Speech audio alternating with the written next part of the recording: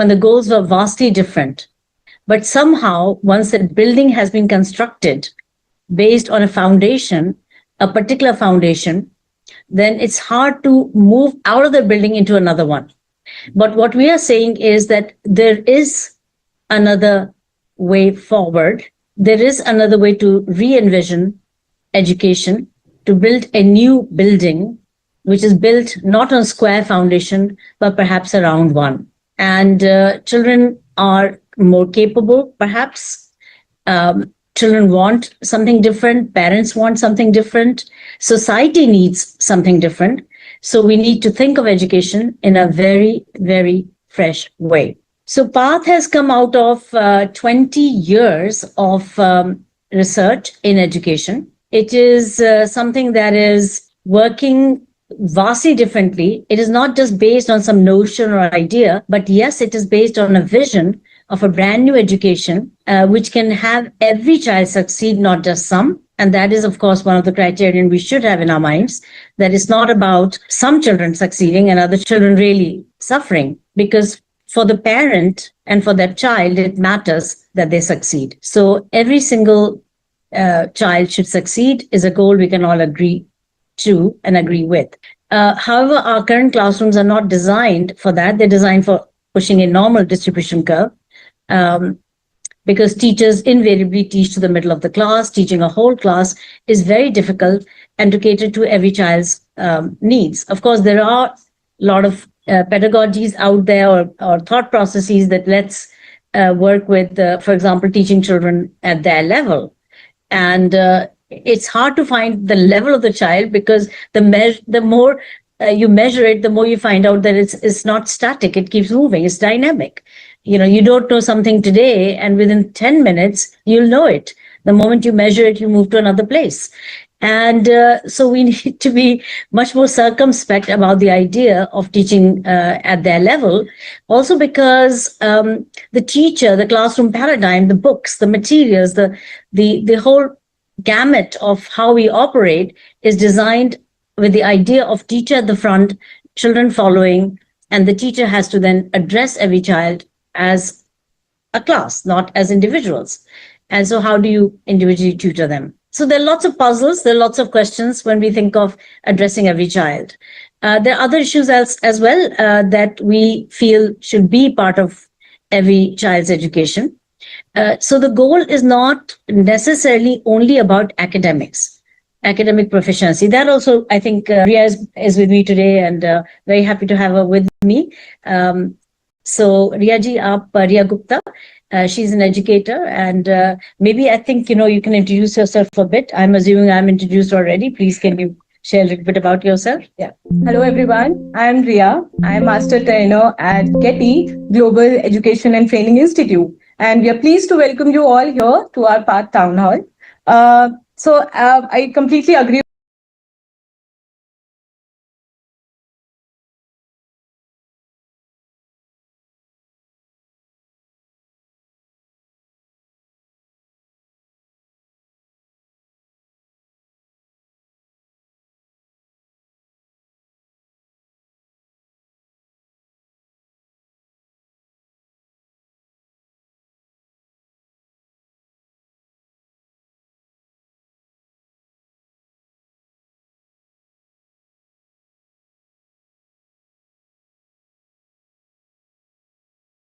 So what are the measures? So we discussed that one of the measures is that every child should succeed. We're not saying that every child will be getting an A in everything, but can they maximize their own personal potential, given that's a whole class dynamic? Or is this an oxymoron? Just won't happen. So we're saying it's possible that every child can succeed and succeed much more than in our current systems. And this is definitely a direction we can go forward with. Then every child should feel their confidence, their ability to feel that they are capable of learning, that they can learn most things they set their mind to and work towards. The teachers are there as support for them and others, so that they can be able to accomplish what they need to accomplish. Now, that's also not enough, because what we need is the children should, in this day and age, not just be endowed with academic prowess, but they should also be able to develop in many dimensions of human character,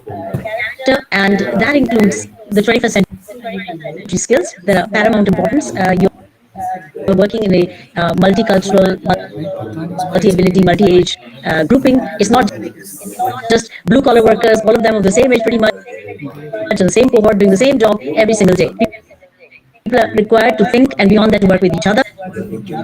And so collaboration is a watchword, and so is communication, being able to communicate with each other. That's also really extremely important.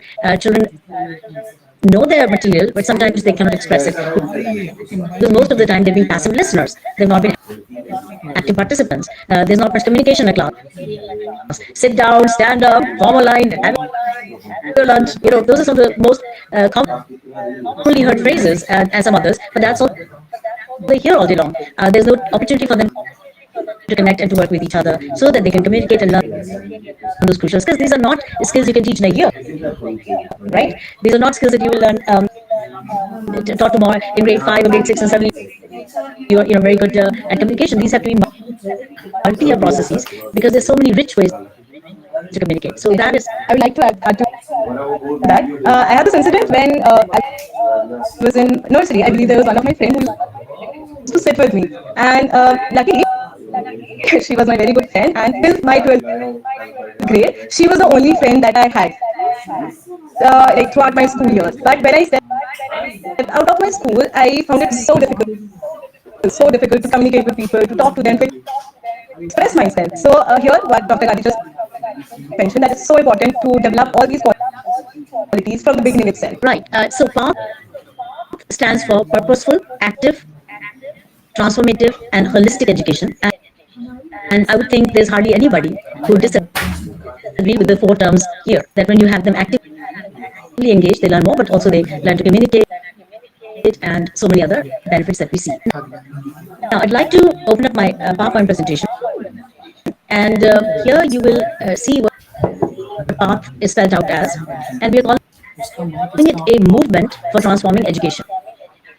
Why movement? Because it's like everybody should be on the same page. And everybody should be part of the change. And as collaborators work together for the transformation. It won't happen by some people pushing the agenda. Everyone has to be on the same page. And we hope we can make that possible. So why does education need a transformation? We can agree already with the discussion we've had so far, Rihanna and I. And so let's go to the next slide. So how will we realize that vision? And one possible way forward, there must be many more, is what we're referring to as accelerating learning for all. And that is a pedagogy, the how to. So if PATH is the way, if PATH is the canvas, then Alpha is the paint and brush. How do you go about doing it? And how do we get there? So let's say I'm planning a trip from Lucknow, where I'm based, we're both in Lucknow right now, from Lucknow to say Chandigarh, then we can choose many paths maybe to get there. Right? We're saying, look, let's be on the path that's purposeful, active, transformative, and holistic. So we can agree on the path. Then how do we go? We can go with an auto rickshaw. That will take a long time. We can go with a bicycle, going further back. Right? Auto would be, of course, more current than 19th century. We could go on Ikka, on Tanga, so many ways together. We can go in a car, we can go in a jeep, we can go in a bus, we can go on a train. That's another possibility, and we can even fly. So the point is that these are different ways we reach our destination. And destination is, this very confident young person who is capable in so many more ways than we've been able to nurture in our current education. So this is the way forward, and what it is we discover together. So first is the path, the second is the pedagogy, which is the alpha pedagogy, and the third thing we're talking about is the things we put in the classroom, in the bags of the children, in the teachers' training, and in the assessment process that make things tick in a classroom. So here we've got something called buddy books, and you'll soon discover why we call them buddy books. And they're done differently, very differently. They're visual, they're easy for children to follow by themselves and with each other. Then we are also talking about teacher empowerment, which is vastly different in path process. The path process is empowering teachers every single day. And that will share how that is possible to have teachers be empowered every day, not just these ad hoc training sessions we do once in a while, which are also fine, they're necessary, but there are several levels at which the change is implemented. So, in terms of teacher training, and teachers learn in a wide variety of ways. Then there are assessments. Assessments are the biggest culprit, I think you can all agree, that have been responsible for our the ability or lack thereof in our children to feel their space and to know what they know, to be properly measured, but why measurement in the first place? So there are lots and lots of issues around assessments. We tend to, in education, do what's called maybe exam to exam cycle. So we run and do a marathon towards the next exam. And we finish the syllabus sometimes we don't. And then we're struggling to finish the syllabus just before the test. Then we give children 3 days off or something like that. And children struggle and work through the day and night for the next test. They come to the test or exam, they give that test, and then the teachers take a week to make their report cards or tally the marks and put them in the system. Then they come back and they begin the next math cycle of assessments. Yes, I completely agree to that. But it was a hard time when we have to only study just to clear the exam and get one done with that.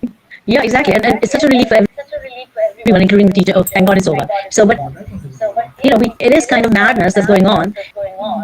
And what could be different? I mean, that's the whole point of this discussion.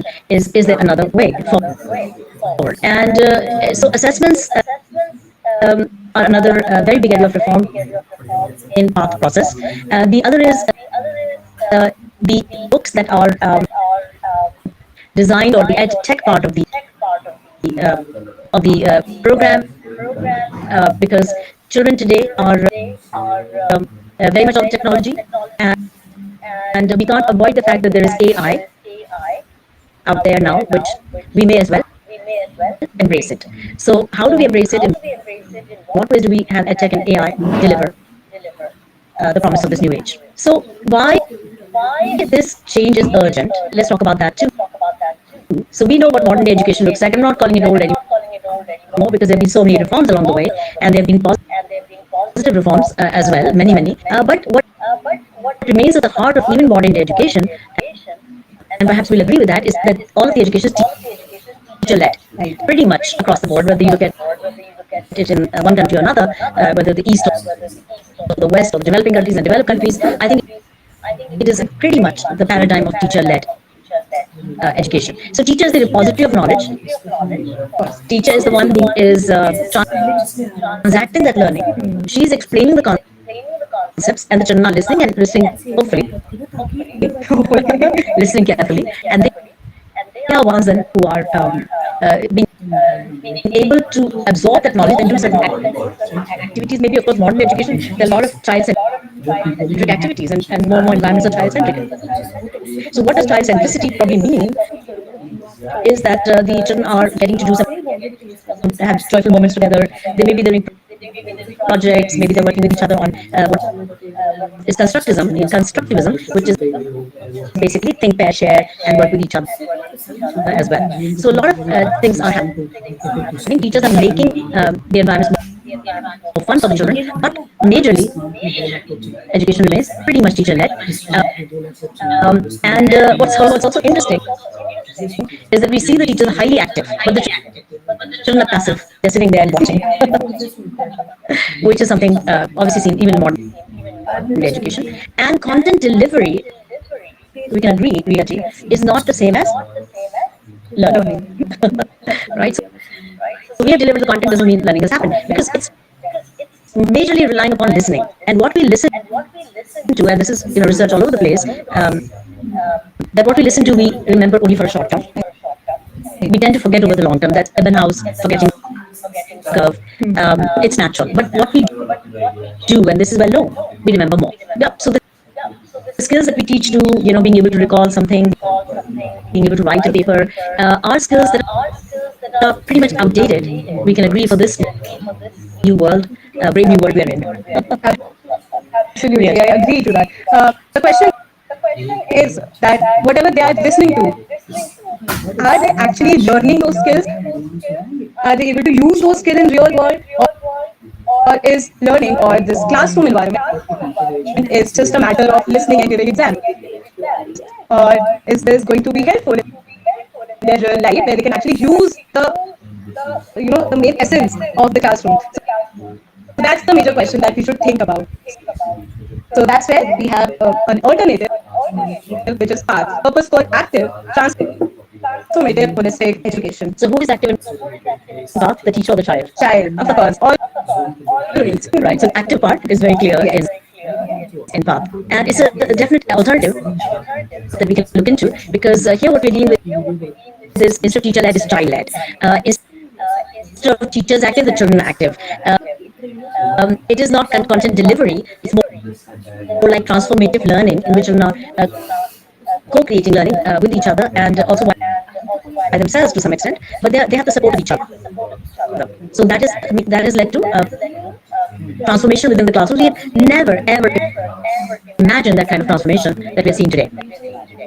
Of course, it is aligned with the vision, the holistic vision that is in the new education policy, and also in the Panch Kosham, and that we will learn about as we discover more about path education.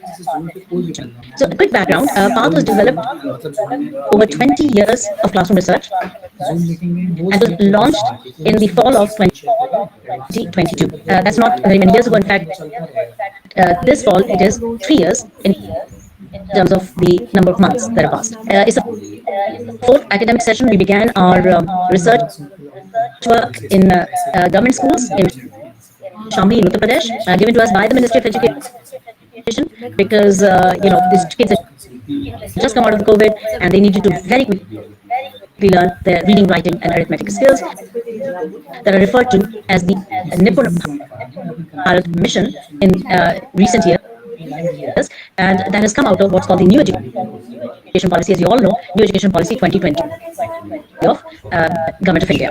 So within that, some districts across the country were identified, 10 of them, that were called low performing districts of India.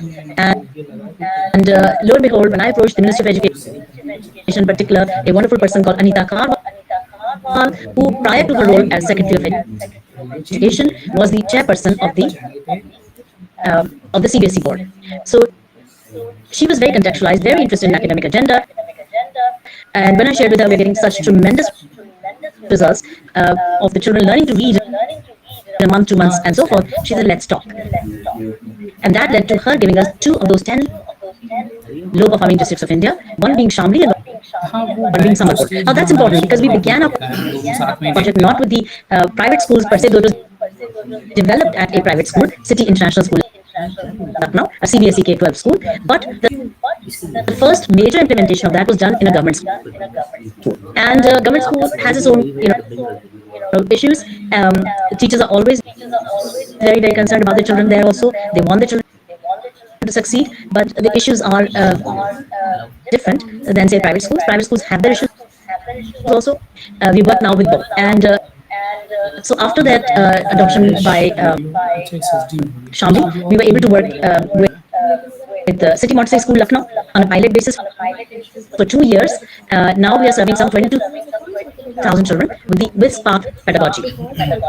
And we are also in 8 countries now. We are backed by UNESCO, NEP 2020, NCF 2022 and 23, and the OECD research, plus our own validation by Harvard Graduate School of Education. So here is a video.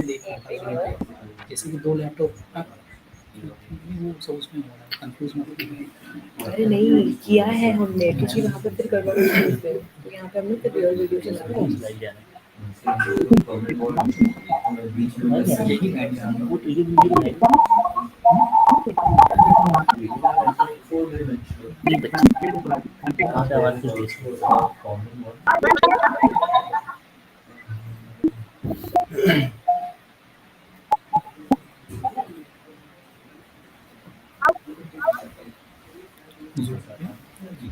हमने देखा था trial करके, उसमें एक होता है screen share करना, एक होता है वीडियो वील से ग्रुप लेकर के, एक होता है एडवांस पे जब शेयर स्क्रीन पे गए शेयर स्क्रीन पे उसमें टैब आते हैं, टैब फिर बीच में एक होता है, एक होता है एडवांस, तीसरा अब वो हम कर लिए थे, पहले रिकॉर्ड भी तो होनी चाहिए, तो उसके लिए भी प्रोडक्शन पूरा करना है। हम बनाए थे तीन दिन की चौथे दिन प्रोग्राम है उनका सेम इसका कुछ सेम इसका कोई शेड्यूल अगर ना हो तो वहीं पर करवा लेंगे, उसे एक दिन छोड़ देंगे और बहुत सुंदर एक बार अच्छी वीडियो वहाँ पर रिकॉर्ड हो जाएगी चौथे दिन टाइम से बात कर लीजिए अगर है ना चौथे दिन वहीं पर रिकॉर्ड हो जाएगी अच्छी अच्छी वीडियो और बढ़िया मन से फिर एडिट ये करके बना लेंगे। So can you please allow your turn to give your comments on what is the difference that you see in this classroom versus the classrooms that we normally witness? So can you please write down in chat? Yeah. Yes. From Harikaran, lots of interaction. From Anushri, activities instead of books. From Priyanka, more engagement of students. Sneha, experiential learning. And Roli saying that normal classrooms are teacher-led, whereas these classrooms are चीजें तो ठीक है student-led. नहीं तो comment जब आए Okay. तो हमने पूछा था कमेंट आना चाहिए Yep, these are the things you've been noticing.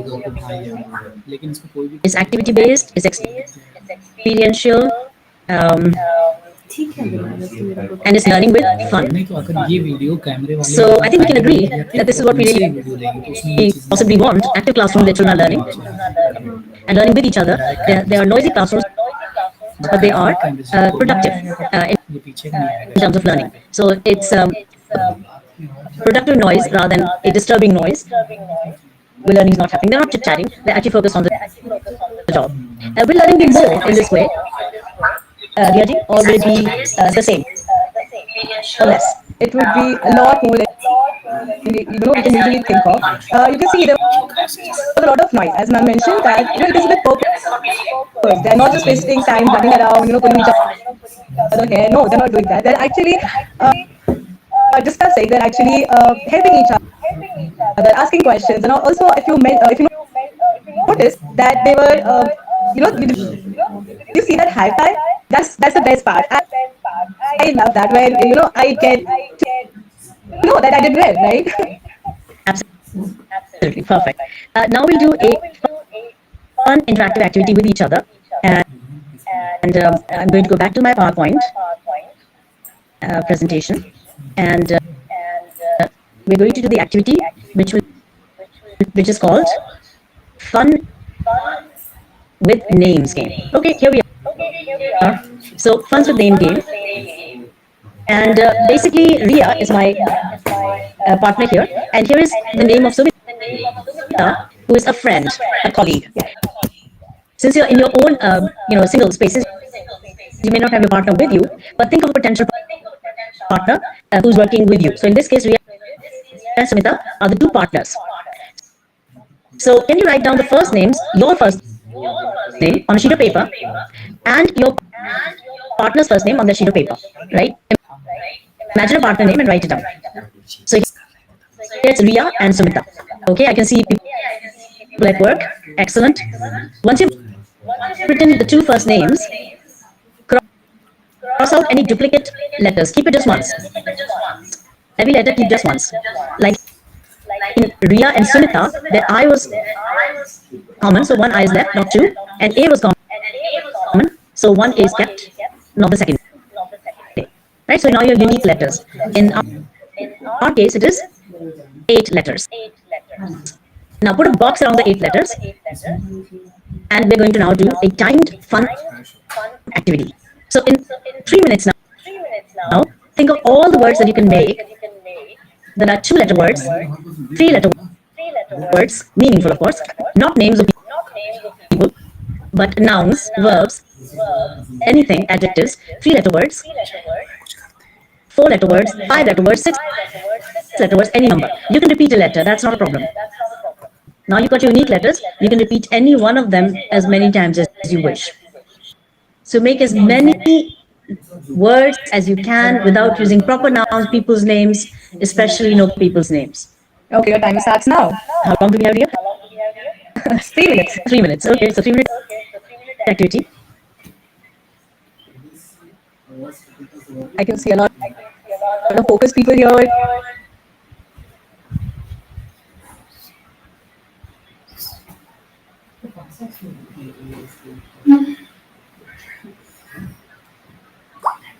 I think they can do it much earlier than expected. 3 minutes is a long time. Can we just do it to 30 seconds? What do you say? It's a relative. It's okay. I think they're now absorbed. Okay. Yeah, it's a fun activity for the children to do, and we're talking about grades, any grades actually, kindergarten now, even grade 5 children will enjoy such an activity. We enjoy as adults. Oh, yes. We do. Live में कोई नहीं है जो जा रहे हैं जानते live में वीडियो चलाएंगे लेकिन समझो कि फिर क्या होता है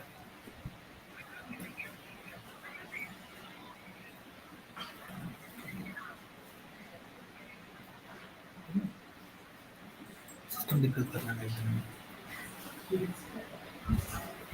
जूम भी बहुत अच्छा है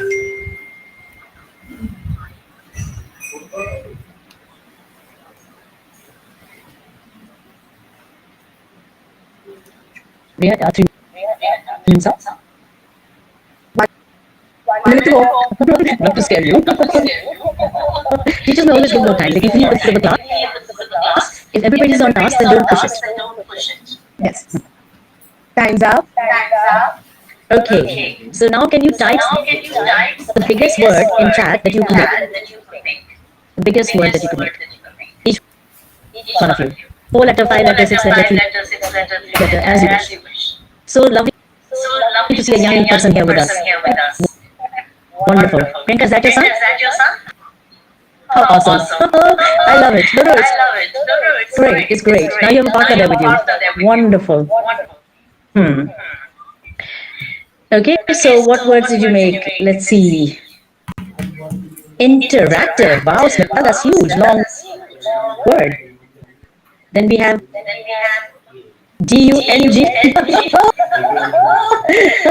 Star. Sneha. Hirsch. Okay. All.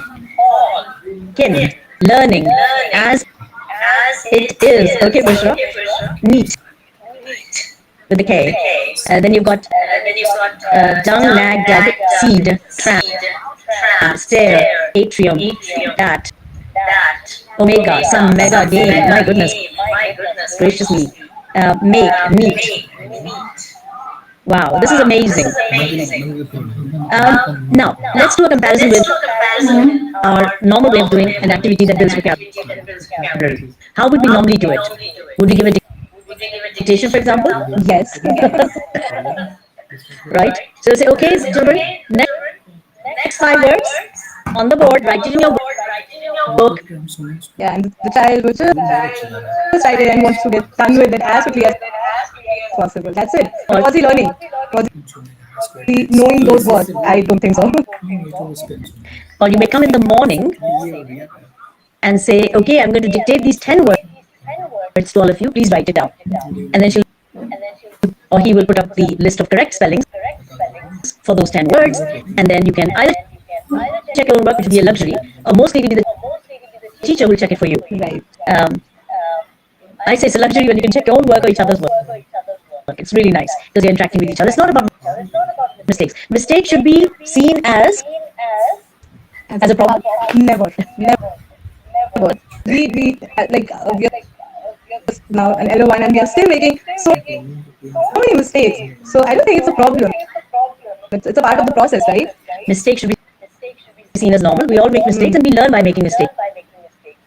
My daughter, when she was very young, and she was in kindergarten, and they had this kind of spelling activity by the teacher, and she wrote Nien for 9. And I congratulated her. I said, yeah, sounds like correct, isn't it? And I gave her a very good, thumbs up and all that, high five, maybe not at the time. But the teacher had marked it with a cross, a big cross. Now, phonetically, Nien is all right, right? We're not necessarily focused on spelling as we're focused on developing their vocabulary at this young age. So we stop the children in the tracks the moment we start judging them. And I hope hope you'll agree with that, that instead of judgment, we give them more opportunity to develop. And they will self-correct and they'll correct each other's work. That's so much more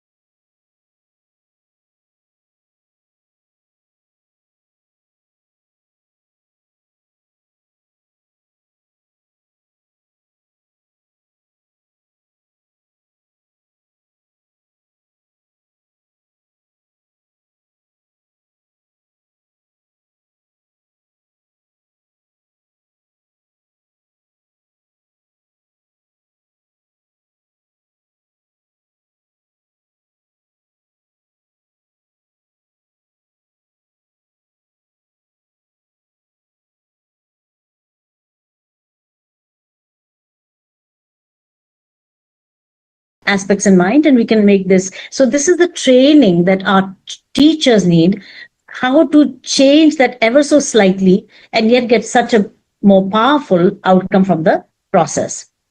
So here you can see we made even using AI, we've been able to make very interesting words: artsy, stray, rusty, amity, smart, stare, starry. Okay. Right. So now we are going to look at how the empowerment happens in our buddy books. How do the teachers know what activity to do and how to go about it, especially in the context of children working with each other in pairs? Right. So how do they manage to meander through all this? Because teachers are so busy, and often they plan, of course, but the planners are in a file someplace. They have the dynamics of a class right in front of them, and they need to figure out, what do I do with these children? We tend to go by the textbook. So we said, why don't we just include the activities teachers need to do within the book itself? And so every page of the buddy books has something called teacher notes or triggers, and in-class and home stretch activities. So in-class activities, can Ria read this out, what it says for this particular chapter? This is a beautiful story about an owl who lived in a forest. And we have a lot of personification, alliteration, a lot of onomatopoeia. There's just a lot of things going on. And here you have a compare and, it's a cause and effect. So over to you. Yes. So, see, the triggers are already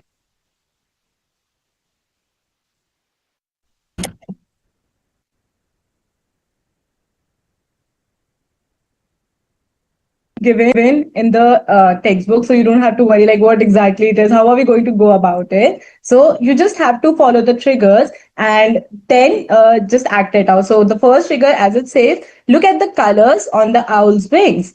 Each color links a cause to its effects. Second trigger, if you want more clarification, for each color, read the cause statement on the left and match it to the color effect on the right. Do not forget to color the owl's wing with the same color as the cause. And now we can talk also about the home stretch activities, which are also given on the same page. Every page has these. So they're tremendous support, not just to the teacher, but also to the parent. See, often parents are not privy to what's going on in the class. At most, they will see one statement in the diary saying, today your child did X. And that is also perhaps copied by the child in their handwriting towards the end of the day. And all their little ones, the teacher has to write 40 times. Done in class and for homework. And we're not calling it homework, we're calling it home stretch because there's a reason. What do you think could be a reason for calling it home stretch and not homework? Because what we are doing here is that whatever activity that we do in our classroom, we are stretching it a bit. Whatever you have done will be stretched. Now you're going to do that same activity with the people around you at home. So that's how we are stretching. We're not giving you as a load of work that sounds like a burden to you, but some activity that you have done with the friends in your classroom will be done stretched a little bit more, and you will be doing it around with the people around you. And you don't need a tutor. You don't need your parents to tutor you. You don't need a tutor. You can do it on your own. That is a big mantra. Like, you should be able to do this on your own. So what is the home stretch written here, Ria? Write a few causes in your notebook. The next day, your partner will read them and tell the effect for each one. So here is an example given. For example, cause, I forgot my umbrella. What would be the effect? I got wet in the rain. So can we think of any causes and effects ourselves? This is a grade 3 activity, by the way, and grade 3 story on which this little exercise is based on cause and effect. So what could be the causes and effects? Anything in your life. I woke up late. The effect was, that's a cause. Okay. I was late to school. Very good, Nikhat. Yep. Absolutely perfect. Mm-hmm. So here's Kia saying the alarm didn't ring. Oh my goodness. And the effect was stuck in traffic. Absolutely. Absolutely brilliant. Indrani, stuck in traffic, cause. And the effect is, okay, cause came to meeting late. That's the effect for Kia. Right. I forgot to bring my lunch. Cause, Priyanka, effect is network down, late for the meeting. For Sneha, okay. So network was down and you became late for the meeting. So that's the cause and effect together. Fabulous. I think this is this a fun activity for children to do in the class and then stretch at home? So Priyanka is saying I'll have to stay hungry. Right? Good home stretch activity. Thumbs up if you agree. Good. Excellent. So I'm moving to the next page. Now, how are the parents being empowered in this process? So Ria can mention. Yeah. I see a lot of thumbs up. That's Yes. good. Thank you. Mhm. Of course, when you're doing all these activities with the people around you at home, first of all, you get to interact with them. Parents are there for you. They don't send you to a tutor. And there's a lot of interaction between the parents and the child. And there's no writing diary all the time. And they appreciate the opportunity when they get to talk to the kid, and they get an opportunity to engage with them a little more. That's awesome. Yeah. We have this video. I would really like you all to watch this one. This is such a fun activity where this 3-year-old is. Oh, it's so nice to see Yes, that. I love this. I hope you will enjoy as much as we did watching this little girl. Neetu Singh is saying that the cause was forget to fill the fuel, and effect you can imagine. Yeah, I love it. Awesome. Awesome. Okay, so the technical aspects of it are still working out. Right, not able to play this video, but let me just explain what's in the video. In this particular video, the entire family is sitting on the right. You can't see them. They're sitting on a bed to the right of the door, as sort of behind the screen that you can see right now. And once in a while, this is like the family taking a video of their little one. This is a 3-year-old Montessori child, meaning what we call nursery in most of the country here. And the mother is having her read, picture sounds because we don't do letter sounds. So this child is decoding by herself all the picture sounds. And the mother's asking, the child is answering, the child is asking, the mother is answering. And this is so awesome to see. And the whole entire family is doting on the child. Now, this kind of scene, do you see this as common when children do homework? Is it like this or is it different? Any comments? It's different, Priyanka says. Yep. Harkaran agrees. Indrani, sometimes but not common. It's different, it's different. Okay. Roli and Bushra. Yeah. So I think we can agree that the general homework scene is pretty sad. Imagine the little child getting all the doting in the world rather than reprimand. Oh, you couldn't get this letter right. There must be some of these pictures she can't decode, except she did decode all of them. Yes, she did. Because pictures are easier for children to remember. And we all, as adults also, remember visuals easily compared to words. And so, or letters, the letters are totally unknown. So here's a picture, picture of a cat. What's the sound? The child can easily tell the first sound.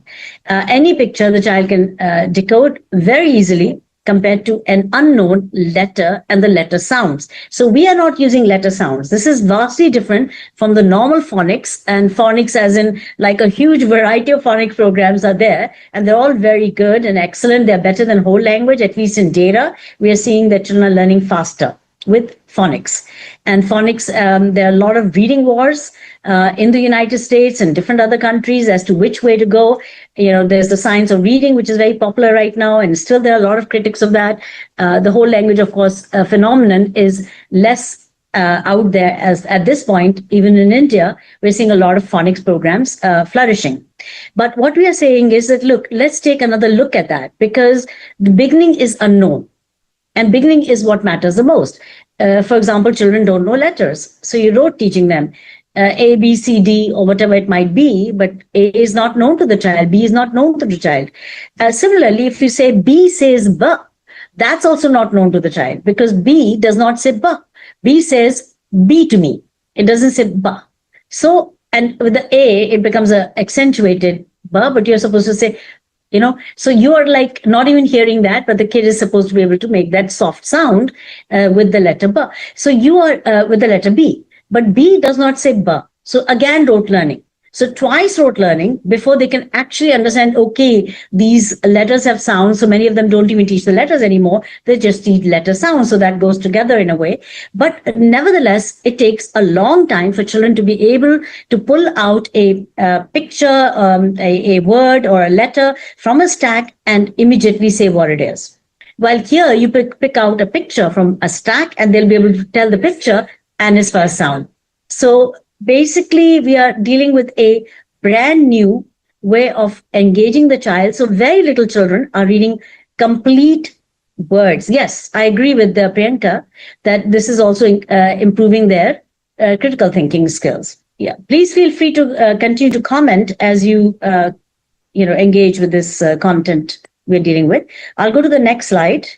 Okay, here we can watch the video. You see the parents, the grandparents? What is this? What is the first sound of the? What is this? This is an elephant. What is the first sound of elephant? African elephant. But just flag for Tiago Killer.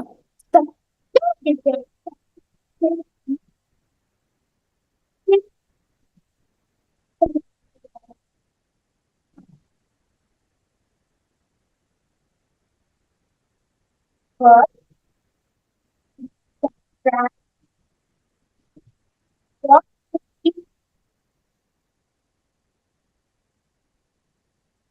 one, two, three. Now, one,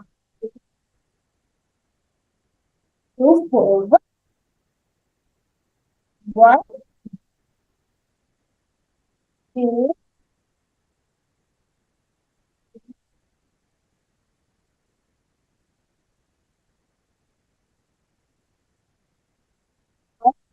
three, four.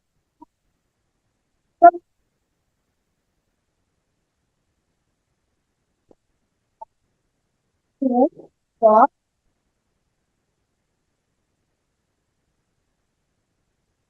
four, two.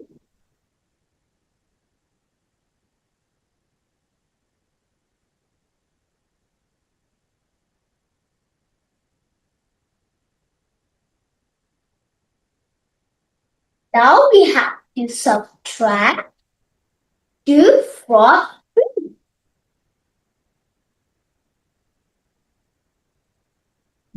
4, 1.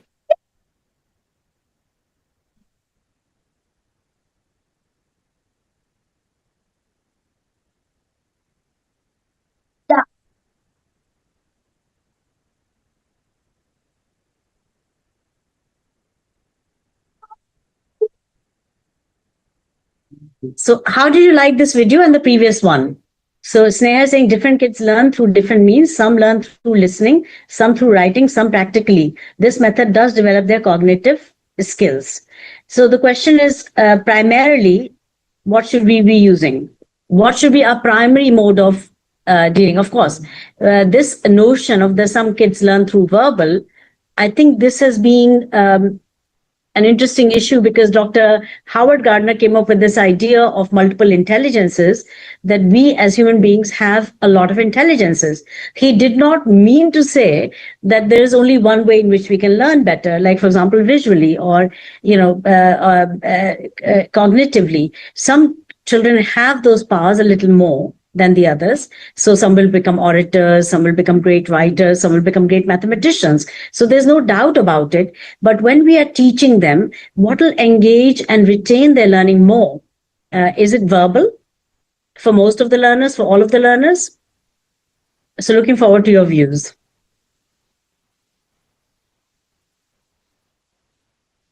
Yes, so Priyanka is saying through understanding and application. Okay, so let's proceed on with the idea that learning can be different. I am, not sure research is very conclusive about the idea that you teach in a certain way to certain children. So you don't say, oh, I can see this one is a budding writer, so I'm going to teach these 5 children in the verbal way, right? So this is where I think differentiating learning by ability or cognition levels of the child is, we are saying that that is something that is to be set aside for now. And you think of children as putting them in a very collaborative environment where you're not thinking skills. You're not thinking these kids have this skill or that skill, and differentiating by that skill. We're saying in this particular very energizing environment, in this highly interactive environment, that the children are going to learn a lot better, whatever they have to learn. And that in doing so, they're getting all the environments. So they're getting the verbalization because 2 children are talking to each other. There's a lot of communication. They're also learning verbally and visually and kinesthetically. So if you look at the multiple intelligences, what are they? So you've got analytical intelligence, you've got verbal intelligence, you've got kinesthetic intelligence, movement based, you've got spatial intelligence, you can think in geometry, you've got your intrapersonal, the interpersonal, the naturalist, and also one more. So those are the 8 intelligences, and to that, Howard Gardner has added the idea of existential intelligence. So I was very fortunate to have him as a guest. I invited him to Iceland, where I was doing my first laboratory of a school given to me by the government of Iceland as a charter school, which we won the bid for. So in that, 2 schools were there, pre-primary and a full-blown K-12 school.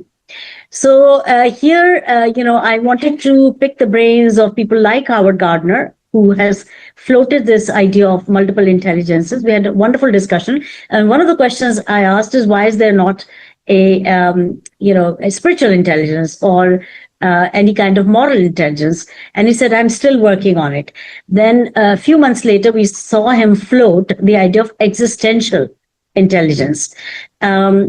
So yes, interpersonal is there. There is one more intelligence that we have covered so far. That's movement. Movement is your dancers of the world.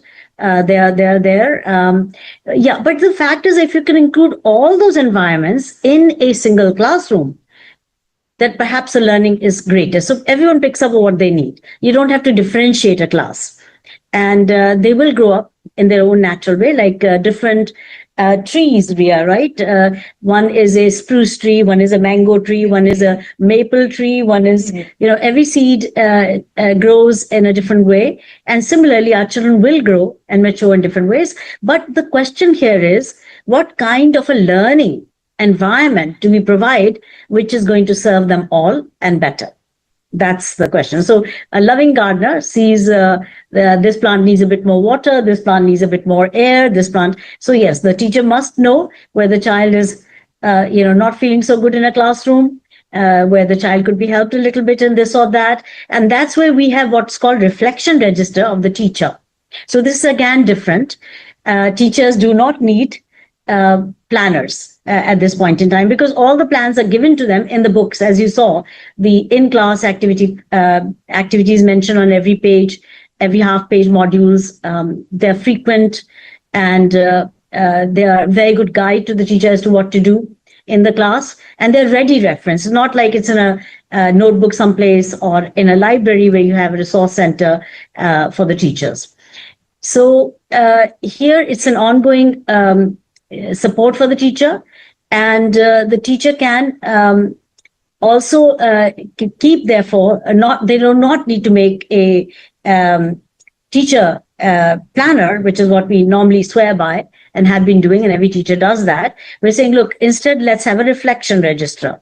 So a reflection register is kept on the table of the teacher. It's a ready reference. She gets up and sees what's going on in the class. We say tiptoe around the class. Don't disturb the class while they're in action. But of course, you notice whatever is going on. You come back and write it down. Then you think and reflect and say, what can I do to overcome that particular observation? So for example, you might see 2 children are not engaged. They're not understanding what to do. couple of children are actually talking about something else, they're not on task. So what the teacher needs to do is write it down and then not act on it immediately and reprimand them, but create the conditions where they will also learn. So those are the soft side issues that we work with that take a lot longer to change behavior, because teachers tend to be very immediate about telling the children how to behave and what to do.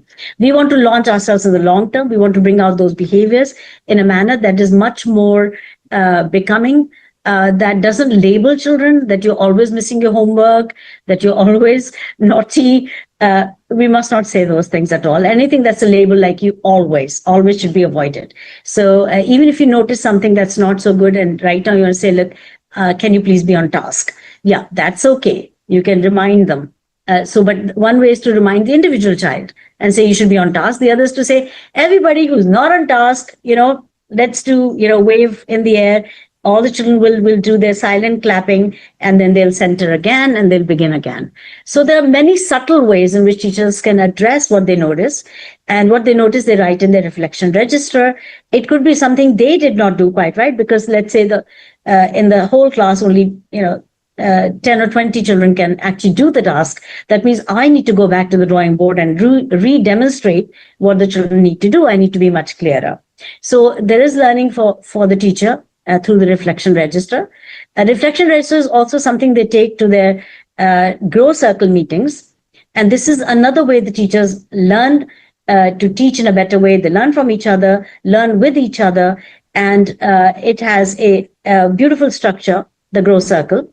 So once a week, teachers meet for an hour, maybe 2 hours maximum. And they are discussing in 3 parts. First part is the dolphin moments, we call them. What were the highlights for them for the last week? Let's say the meeting is on a Saturday or a Friday if the schools are only 5-day week.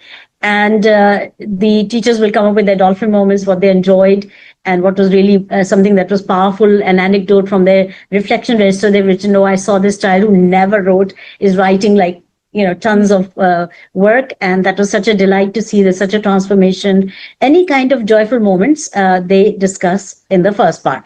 The second part is any difficulties that they ran into. So we call them opportunities. So they look for how can we do this even better? For example, the things we discussed a minute ago, there's some of the difficulties they notice in the classroom, and they wish to discuss in their peer group how to improve it. Similar issues, they may have some perspectives, but the discussion leads to more clarity and perhaps more ideas and helps further reflection on the opportunities. The third part is actually planning, but planning in a different way. So it is like in your reflection registers, you can write down what you're going to do next week. So you look up the modules that you're going to teach in the next week. And let's say you're sitting in a cohort of grade 1 teachers, 3 of you, 4 of you are teaching grade 1. All of you will review the next set of modules together and see what are the prompts, what are the triggers, the in-class and the home stretch activities. And you will have that real in your mind, but you can also write down, I think I need to ask all the children to bring beans from home, or, for them to bring measuring tape, or I have to bring, a bucket and a bowl for this activity. Whatever it might be, you make that quick plan. It's not like the usual format with the objectives and, the activities you do, because activity is already given. So, but more about materials that you together and to also recontextualize what am I going to do this coming week. So that's the third part.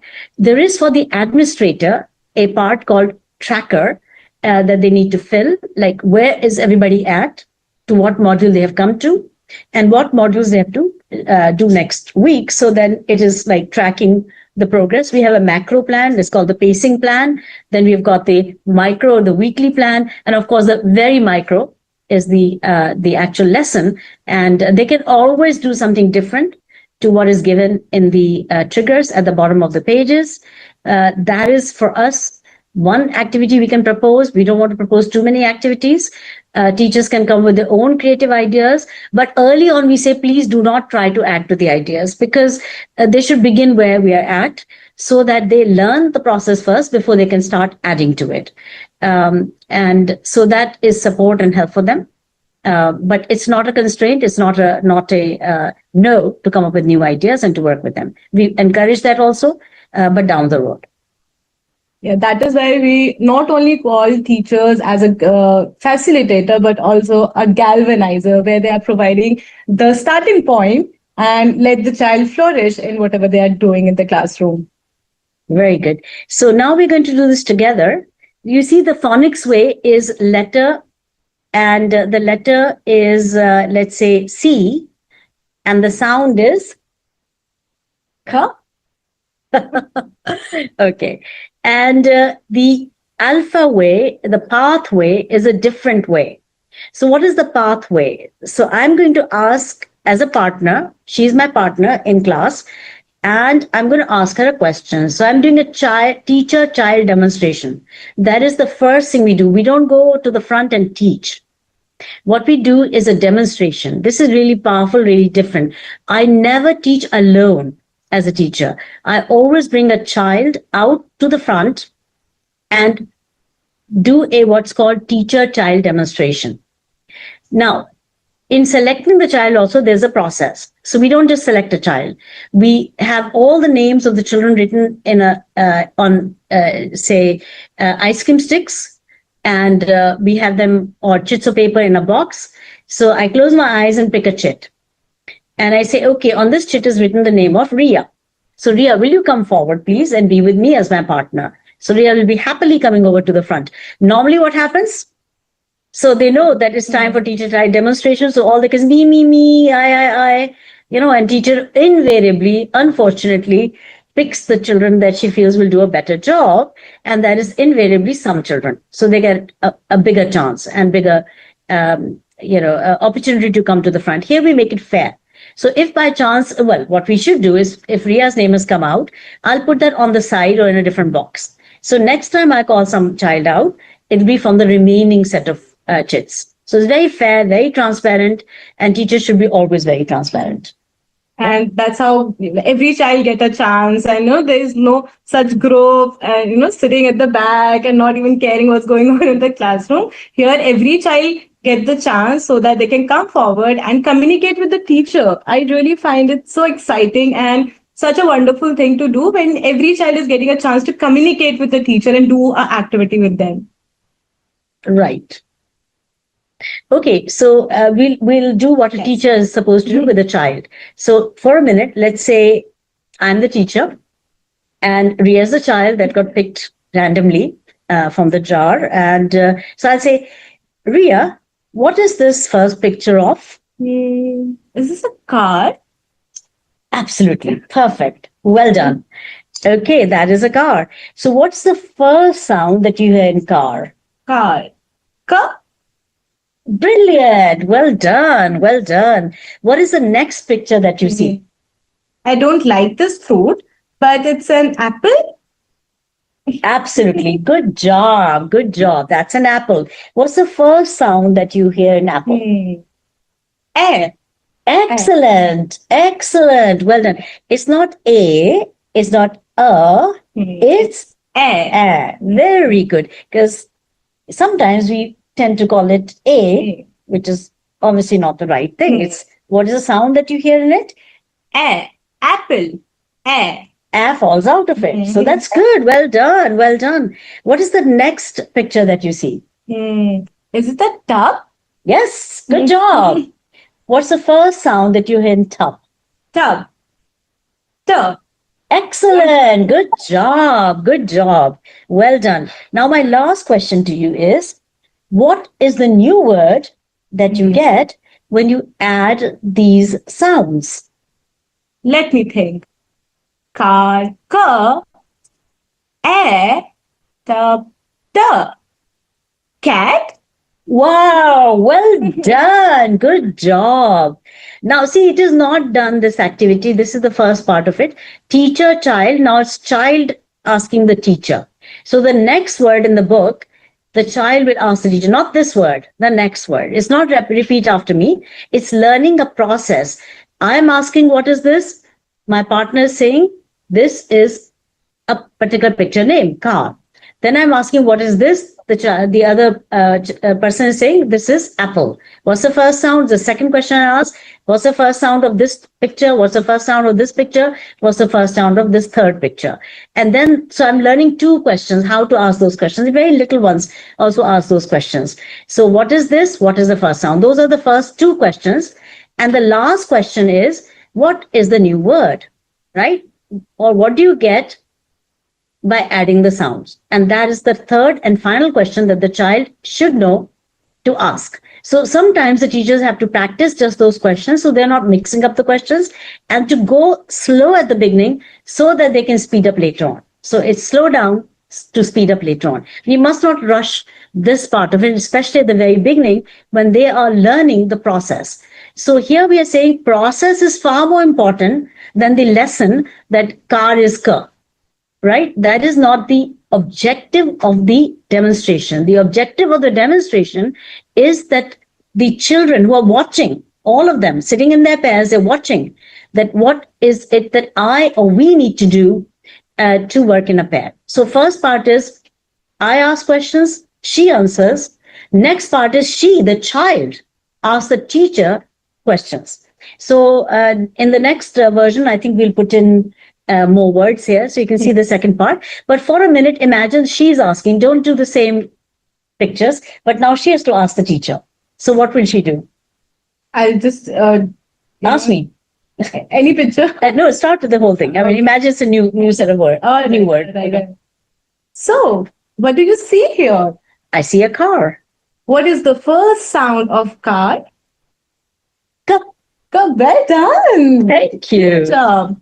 Now, what is the second picture that you see? Apple. Apple. Do you like apple?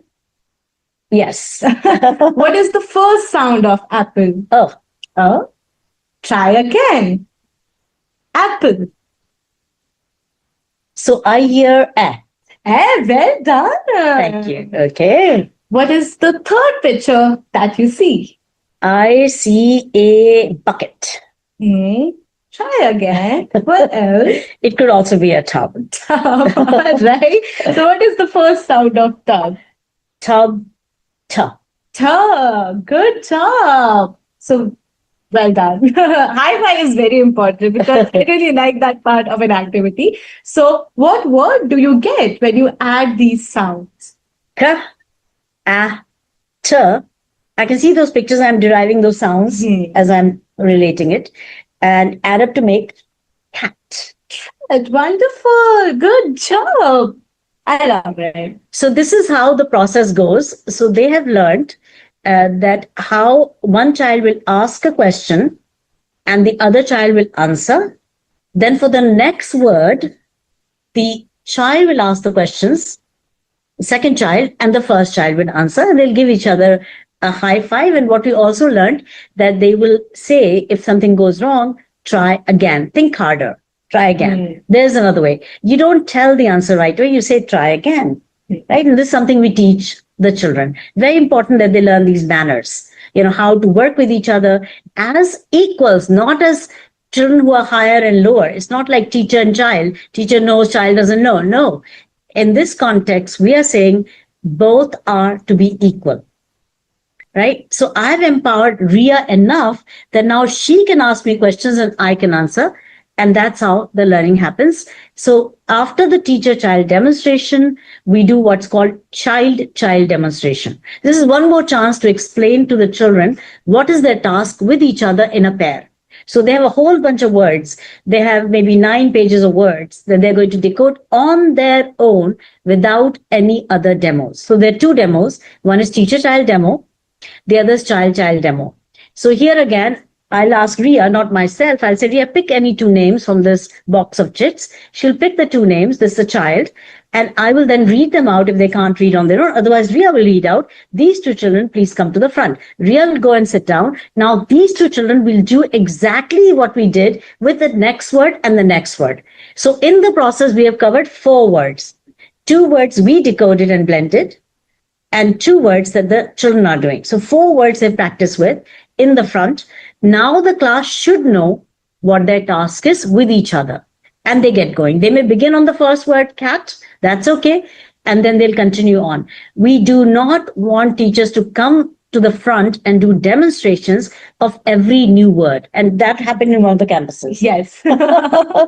Right? So teacher was teaching the old way. She thought she has to do demonstrate everything. No. Where's the discovery? Exactly. There's no discovery if you're teaching everything. Let them discover, let them make their mistakes, let them figure out sounds, and this is a better way to learn sounds. And we've seen that in the village context of government schools also, much better way to do sounds than a teacher sharing sounds. And teachers do share sounds, but sometimes it's not the same thing, right? So this is something that is working very powerfully. Now we'll do one more activity in English coming up here. So all of you in the participant group, you're invited to do this yourselves. Ria will read out the prompts at the bottom so we know what is our task. So this is again a module from our buddy books. It's called sentence making. Okay. All right. So pair up. Take turns to make sentences using one word from each of the column A, B, and C. You can use any words from each of the columns. My dad makes dinner. My mom drives the car. Make up your own list of nouns and verbs in 3 columns as above and make new sentences of your own. The third prompt says, make up a prose like I live with my mother, father, sister, and Tommy, our pet dog. We like to ride in a car. When we go to the beach, Tommy likes to run after the wall. I think I saw a UFO once in my dream. There were many aliens. I also saw a monster once, but I was not scared. I like to play dash. Now you can fill it. I like to do fill in the blanks. My favorite subject is, my best friend is. Okay, so we'll do the first part only. Yes. So since you cannot pair up, you're with mostly with yourselves. You can take turns with yourself to make sentences, nouns, verbs, noun sentences. So you got a list, a startup list. So try to make some and put them in the chat, please. Dog chases ball, Priyanka. The dog plays with ball. Very good. Come on, be imaginative. Come up with great, funny sentences. No, these are good. These are good. I'm happy with I'm these. just These are motivating them. We're talking about kindergarten, grade 1 children. Yes. I forgot. Then we push them harder. Okay, go ahead. Like I can come up with a fish rides a bike. So a monster runs in a UFO. The dog plays with a ball and monster runs with in a UFO. Very good. Keep it up, guys. Okay, so we can see that we have just unleashed a process of learning by themselves. This is where you can see the buddy books are very different because they are designed for children to take turns. It says pair up, take turns to make sentences using nouns, verbs, and nouns as given on those lists. Now, we're also saying in prompt number 2, as Ria so beautifully read out, we're saying that they can make up their own list. So they can add to the list, like nouns, they can continue with more words of their own. Verbs, they can write a whole bunch of new verbs, and then the nouns to list. So the idea is that children are creating and co-creating their own list. So home stretch becomes very easy. They've done this in the class and they stretch it at home. Now, this is different from, again, a teacher giving a list of words saying, make sentences out of these 5 words or 10 words. We don't need workbooks. This is another very, very important difference, that in PATH, typically, we do not need worksheets and workbooks. Our assessments are worksheets because we want children to feel, they're fun, easy to do. And even though they're difficult questions, more difficult than normal questions, the children are able to handle it joyfully and better. And so we don't want to set the bar lower.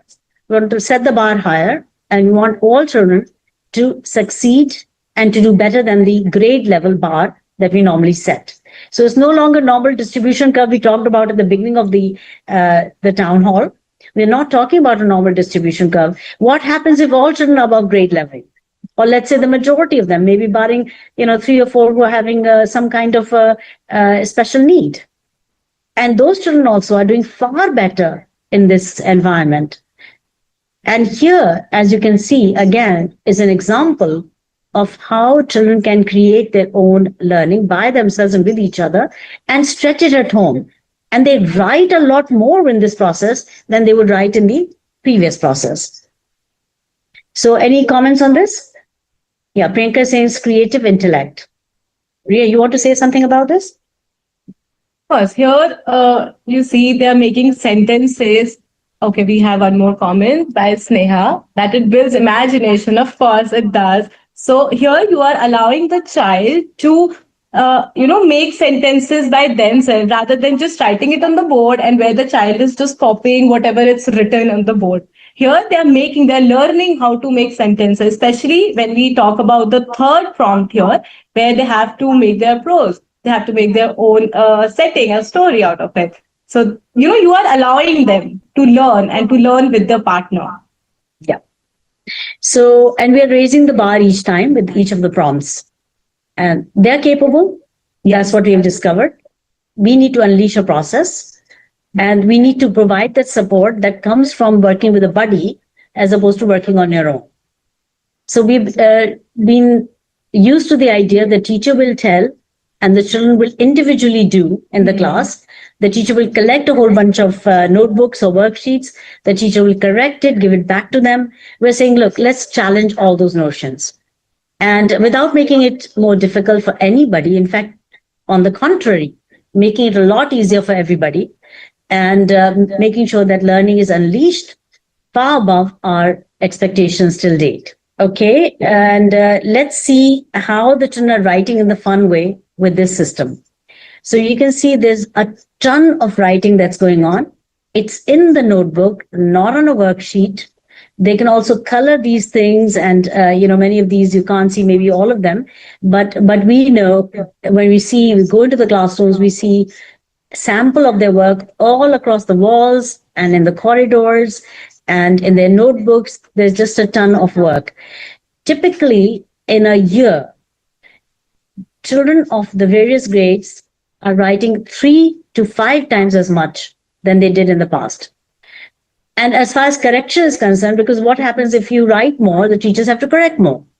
So therefore, teachers don't encourage so much writing, or they give you writing that's exactly the same. So it's easy for the teacher to meander through it. And that we can understand that teachers have 40, 50, sometimes children, and to correct their work. So it is obviously a system that's not working for the teachers either. So we are saying, look, let's unleash a process of learning by each other. And even the writing, they correct each other's work. Then lots of questions arise. Well, how will they correct a prose? So you give a rubric on the board, and you take a few examples from the children's work and show how they can be improved. So you take a snapshot, you cast it on the screen, or otherwise you can write in your reflection registers. I saw these 3 types of problems that come up. Like they're not putting a capital at the beginning of a statement. They're not putting capitals in proper nouns. They're not putting full stop in the right places or the commas in the right places. This is where the teacher comes in to build context, right? So correcting each other's work after I build the context, makes it easier. I can even correct my own work. And I think correcting your own work is the highest form of correction because you're learning right away and you are also critically engaging with your own work. And that is something we need to teach our children. This is a good skill for the future.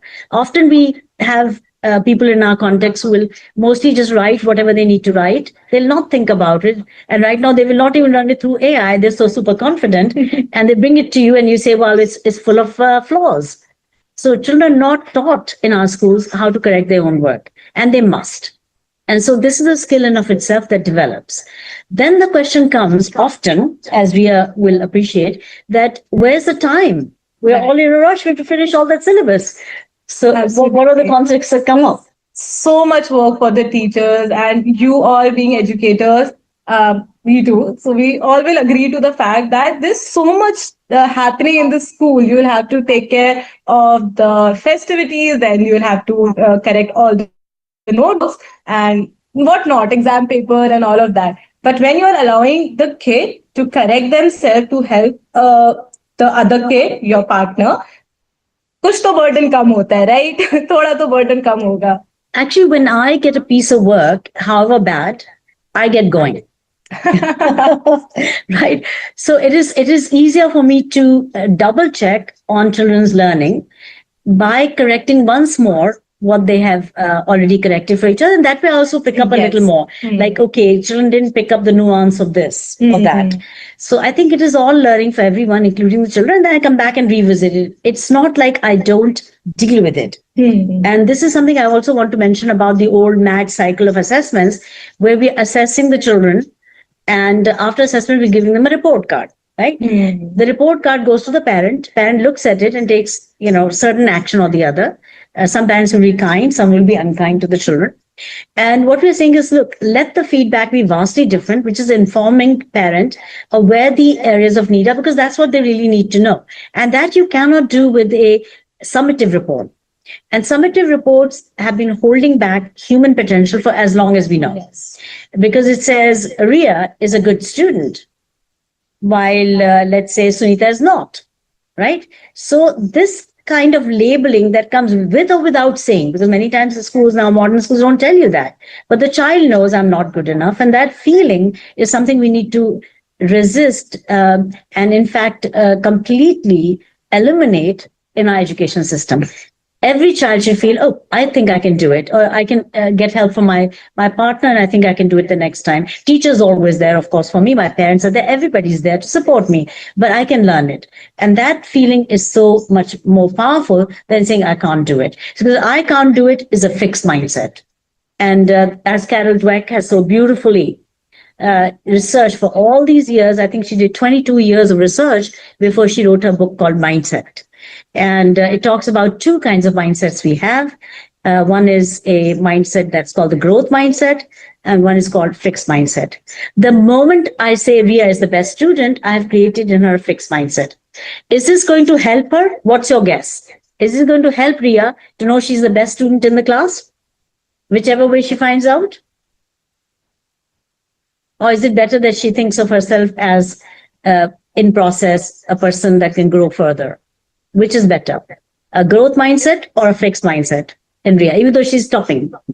Yeah, Priyanka says growth, Kavya says growth, Kiran says growth, Bushra says growth. I think we will all agree. And so we are saying growth mindset. Yes, Nikhat, growth. We can all agree that a growth mindset is what we need to nurture. And our system is actually designed to create a fixed mindset, because we dole out averages, and averages are the label that the children wear on their head. And often it says L for loser. 80%. And those in the top 20% are not happy either, because they are not rank one. And Carol Dweck gives her own example where she was topping in everything she was doing in terms of her gymnastic classes. She was winning every award. And one day she didn't, and she was devastated. It killed her that I'm supposed to be the topper. I'm supposed to always win. What happened here? There's a lot of soul searching, and this is what led her to this whole idea of growth mindset. And I think it's such a powerful reminder that we should not label children either good or not so good. Right? You'll agree with that? Right. So we need to create that mindset. How do we do it? I mean, then the next question, how do we do it? It's not a given that this will happen. With our old ways of interacting, the old report cards, the way we share success and failure, the way we report at PTMs to the parents, all of it is very old style, and it is creating not growth minds.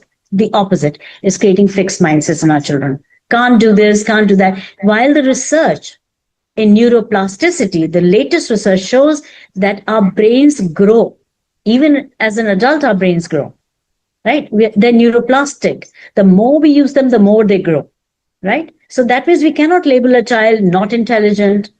I mean, that's just such a horrible thing to do to a child, to say not intelligent. And unfortunately, we equate marks with intelligence. That's totally wrong, because marks could be low because of so many factors. For example, the cat died at home last night. My marks were poor. Or I'm not feeling good about how this class is running. I have a headache, I've got a physical ailment, I'm lacking motivation for this reason or that reason. There are a million reasons why a child doesn't do well. right? And on a sheet of paper in a pressure cooker condition of an examination. But does it mean they're less intelligent? I think I would differ here. Totally. What are your thoughts, Ria? I absolutely agree to that. That pressure cooker thing that you just mentioned, that we are conditioned to work that way. But now the question is how? Like we have talked a lot, like what are the problems and how can it be solved?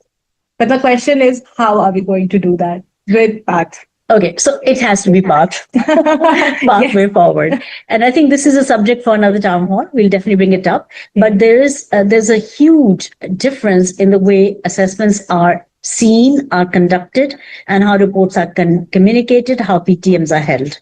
So we'll have that as another session for sure. We agree that this needs a change. Okay, now we are not going to do numeracy today. It'll be for another town hall. Some of you have already seen this work, but let us say that this is a vastly different way to do mathematics and path than we do in our previous education versions, even the most modern of them. Here, you will not find these activities on the net, except perhaps in our own group. And a lot of the innovation has happened because we have decided to make sure that children learn by themselves. Now, that is a vastly different notion than teachers being the repository of knowledge and who are the ones who are going to teach. And in fact, I had this very interesting bash with 13 principals who had come from Cambridgeshire in the UK to India, and they were our guests at City Montessori School. So they had come and we were having this discussion. I said, well, children can learn by themselves. And the principal held my hand, one of them, and she said, no, dear, it doesn't work like that. You've got to first teach them, then they will learn. So you see, that was a nice challenge for me. And that's where it started to germinate in my mind. And we came up with lots and lots of ideas that children can do on their own. You just have to give them a starting point, a kickstart. It's like when you rev up your scooter or a motorcycle, right? That's the beginning. That's the only revving up, the demonstration. And then it goes. And that is how we have 32,000 plus students with us doing, learning this way, the way that we have just mentioned here. I think, Ria, you meant 32,000 schools. Oh, yes. I think it's actually 35,000 schools. That's a big number. Yeah. So we have MOUs for 35,000 schools. Yes. We have already been doing this pedagogy recently, only it's added up a lot more, but with just over 10,000 schools. So of the 35,000 MOUs, memorandums we have of understanding, which is like an agreement, of those we have already started in 10,000 plus schools in different geographies of India. And those are mostly primarily government schools. Of course, we are working with private schools now, including our own City Montessori schools, which I think most of you might know this, or maybe not, but this is the biggest school in the world. It's in the Guinness Book of Records as having the largest number of children in a particular school. And it's all based out of Lucknow. It's not anywhere else. If you see City Montessori School, any other city, it's not ours. But City Montessori School here has been implementing Alpha since the very beginning, after the government school results were so positive. That's in November of 2022. It's coming up to about 3 years and fourth academic session into which we are implementing this program. And we're seeing whopping results.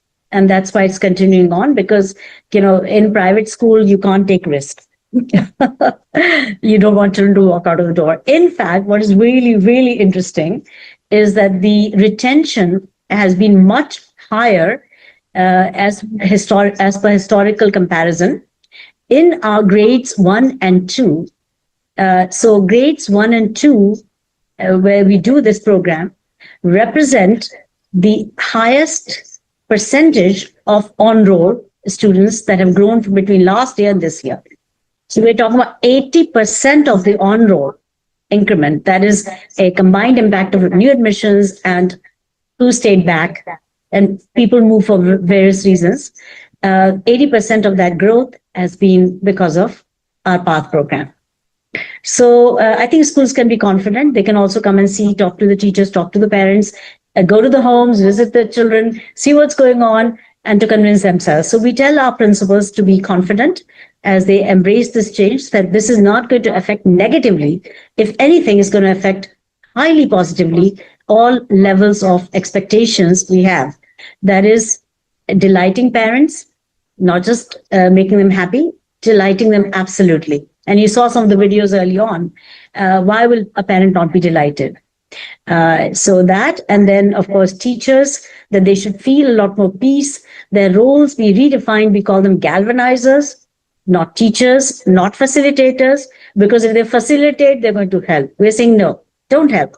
Let them struggle. Struggle is part of the metamorphosis that we need to see. It's part of the growth. Of course, you don't want them to struggle for too long, for too much, but you give them a starting point that's okay to struggle. And they work it out amongst themselves. That's the best. Because in real life also, you're not going to run into the boss's office every single time there's a new problem. You're going to try and solve it with each other and by yourselves. So that's what we need to teach in our classrooms, what they need to grow with in their future life. And Alpha and this path paradigm is about that. So anyway, for mathematics, as I said, you will not find this. You will not find this anywhere. This is an innovation that came, and all the things we are talking about, they came because we had a great desire to find an alternative path, and that would allow children to learn by themselves, and to counter that beautiful principal's view that if the teachers teach is when the children will learn. And also, teachers generally believe, they believe this. They also generally believe that they don't have the faith in children's capacity to learn by themselves. They feel that my children will not be able to learn by themselves. They also don't immediately believe that change is possible because they're so I'd say tainted by their experience. It's hard to see anything other than this.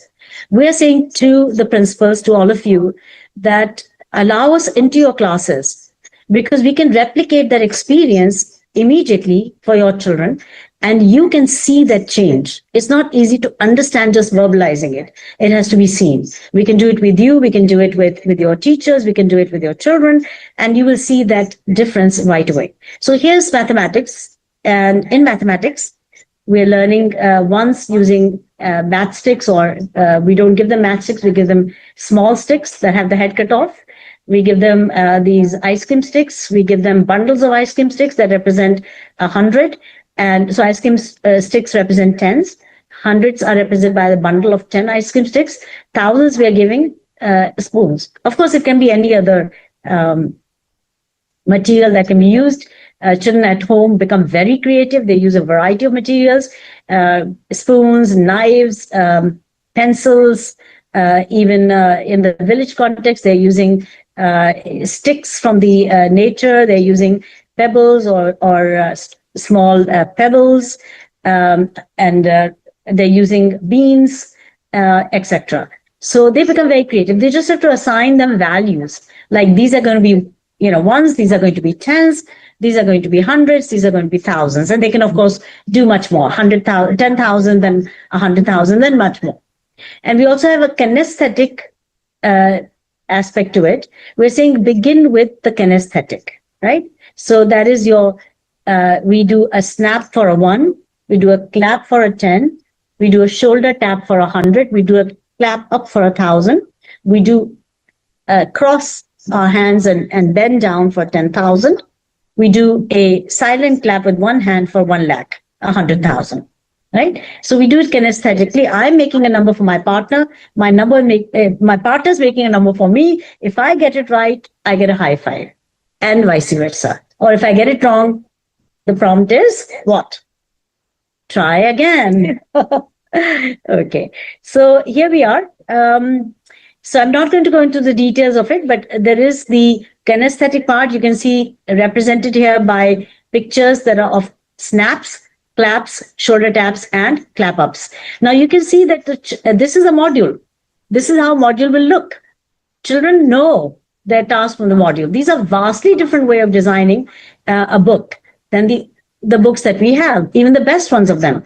They're not designed for the children. They're designed for the teacher to tell something to the children. Now, children do look at it, but I think vast majority of children only look at it in the classroom. But when they go home, they don't like to open it up. By and large. I mean, there'll be some very studious kids who will, but by and large, they don't because they're not written for them, even the best of them.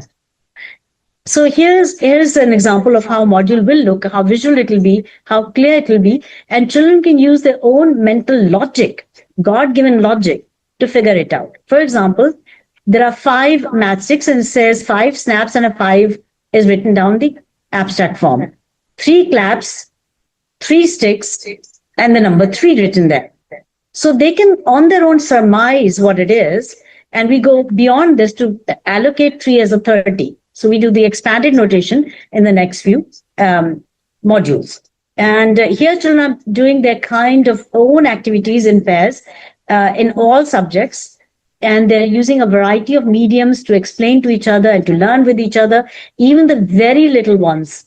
Like we're talking about 3-year-olds, 4-year-olds, they're learning in pairs. It takes time. We normalize the class differently because we don't normalize them to listen to us.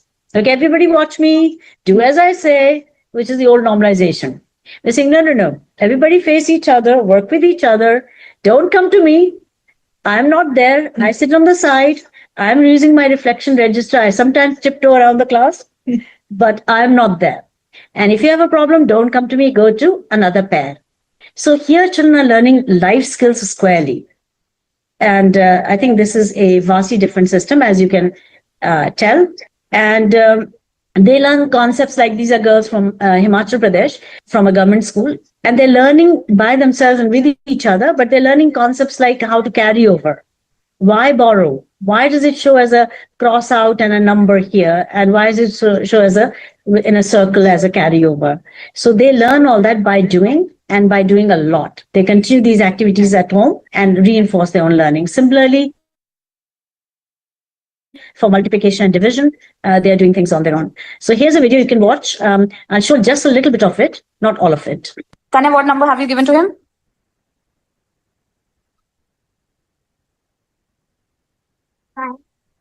Multiplied by 3. Okay. So Shinoy, can you explain your number placement? 1.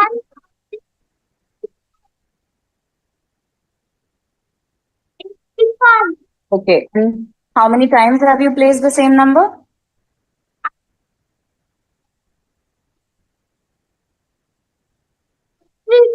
Why? Because here is written 3. Okay, so you are multiplying it 3 times. Okay. Now, what is the next step? Do it. So,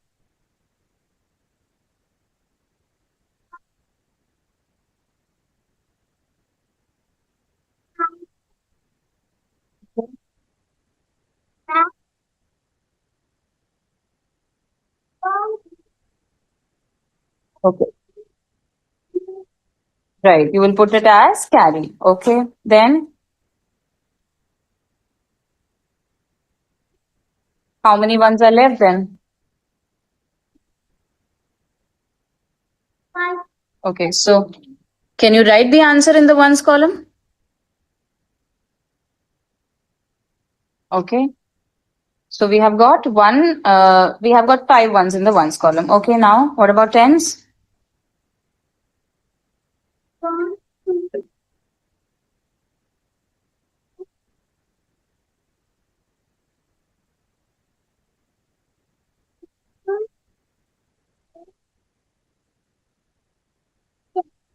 Okay, now what will you do?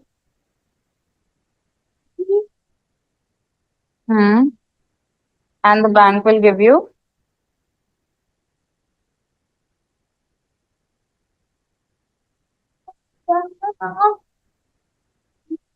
ice cream sticks.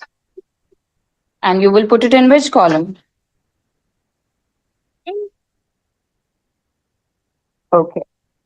Now, what about the leftover tens? Let's add them.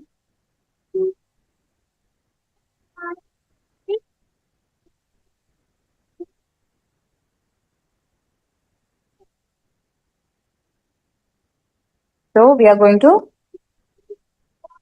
Okay. So now you can use the word exchange. We can exchange it from the bank. Okay. Now what will the bank give you?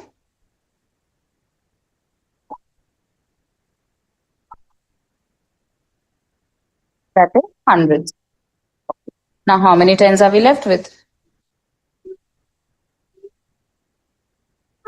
Okay, so can you write the tens in the answer? Okay, so we have got 5 ones and 5 tens. Now, let's count the hundreds.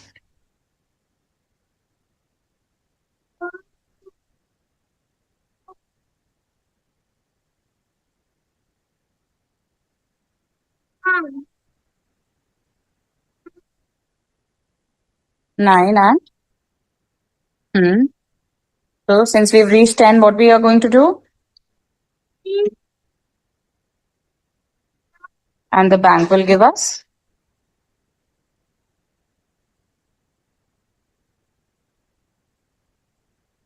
1 spoon is which counter?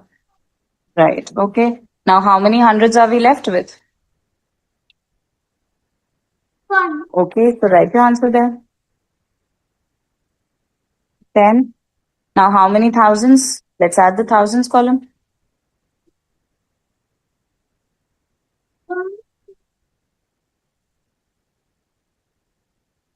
Right. So, answer is 4,055.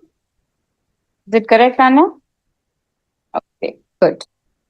It's also holistic education because children are learning in pairs, and therefore they are gaining in terms of collaboration. It's collaborative learning at the core. All activities all day long, they're working in pairs.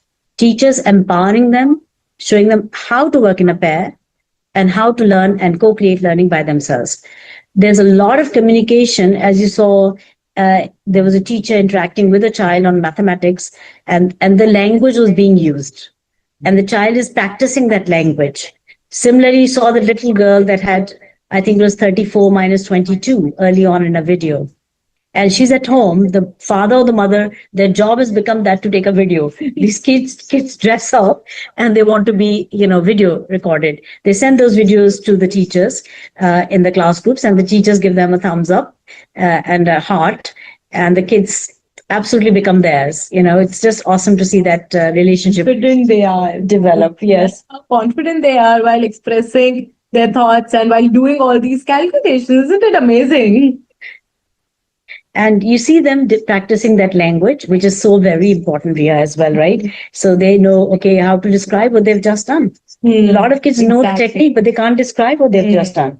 So the child is able to say, this is 34, this is 22, I'm subtracting 22 from 34, this is this. And it's just so brilliant, the language part of it as well. And that's how they become good in their language. So when we say, okay, a lot of schools want their children to speak well in English. Yeah, it begins right here. And they learn in the classroom, they communicate with each other, teachers there to give them new context, new language. And they, like we do a lot of role plays, and they're on the High Path app.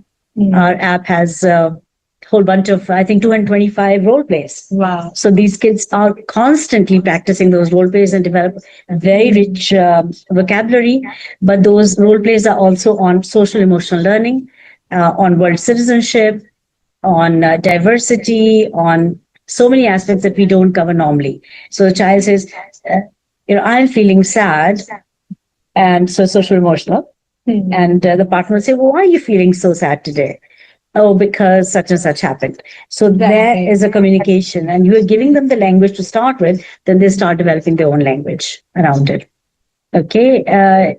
You can see that the benefits of 1:1 learning is that we are learning also what we refer to here as the 4C skills. That is your collaboration, communication, critical thinking. In asking questions, they're learning critical thinking.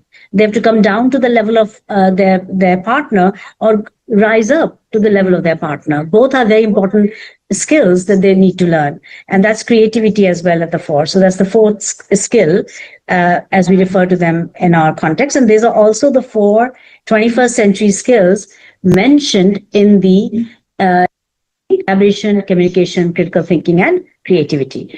We have added to that 4C traits because these are really in the final analysis not skills, they're sort of outcomes.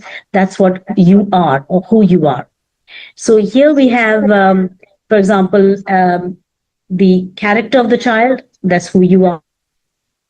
I'll be sharing with you in a minute. You'll be able to see who's in the room.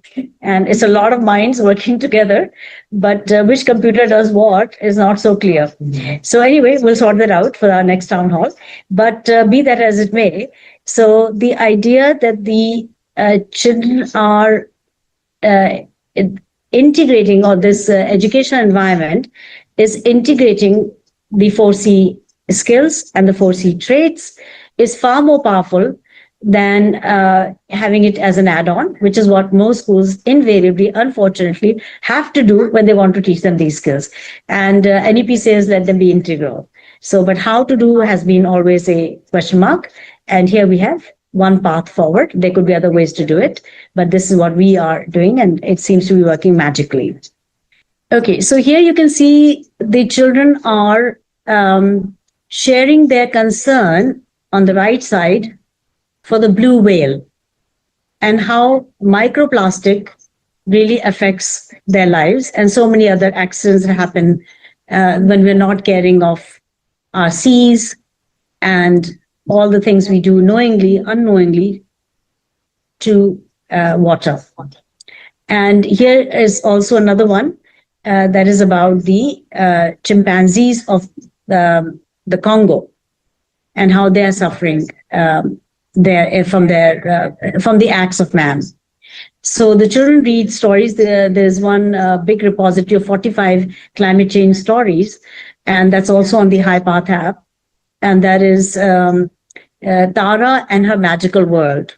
So there's a grade 3 child called Tara, and she is going around the globe to different places where she finds them very attractive, very beautiful, but then she notices something is not working so well.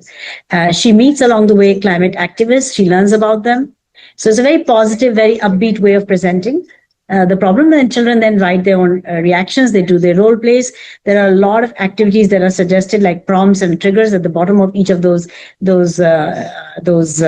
stories. For example, in the whale context, the story is a very short 4-page story, at the end of which there is an activity in which the pairs will work. One is a researcher and one is the whale. So I have to ask whale a question. I have to speak in whale language. And the researcher will have to note down the troubles that I'm facing, and vice versa. So there are roles for both the children. And this is really, really awesome. So it's an education, as you may agree, of body, mind, heart, and spirit, in which nature is also fully integrated, or as much as possible, given that we are in concrete jungles of our cities, but to the extent possible. So experiences build connections better in minds than the other way around. And so HC skills are fundamentally important. We also do feedback in a different way, as we'll discuss it properly in the next town hall. So there's instant feedback, there's child-led feedback, ongoing error correction. There are assessments that will empower the children. You can see colorful, beautiful worksheet-based assessments that the children are doing. They are different from normal assessments in the way they're designed also. And the results are very surprising. We have done this difference in difference analyses, which is a statistical analysis also. But if you see just in terms of marks, the children who did alpha versus those who did not do alpha, there's a big difference in the percentage of marks in the raw scores. And the smart tools that we're using also, there's a lot of evidence. We have captured it in our books called Disruptive Literacy and Alpha. Both books are available on Amazon, and they've been published by Bloomsbury India. One in 2022, one in 2024.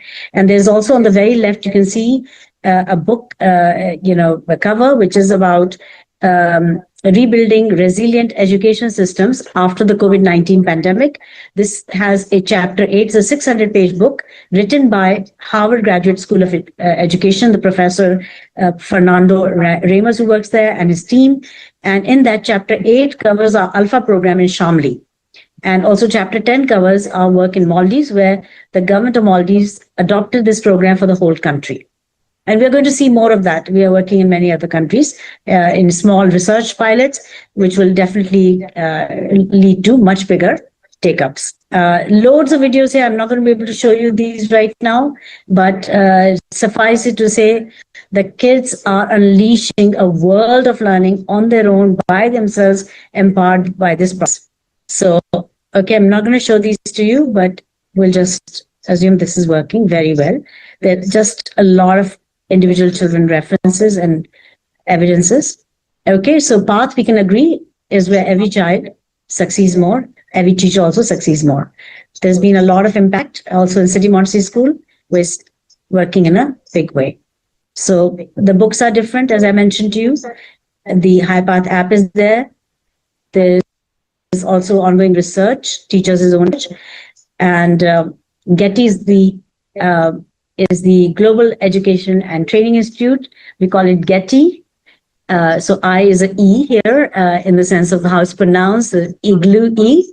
So Getty is the organization, Global Education and Training Institute, which is primarily a training institute as well as research institute. So a lot of what you're seeing here as PATH program has come from research. And it's not just a notion in our heads, it's real and working.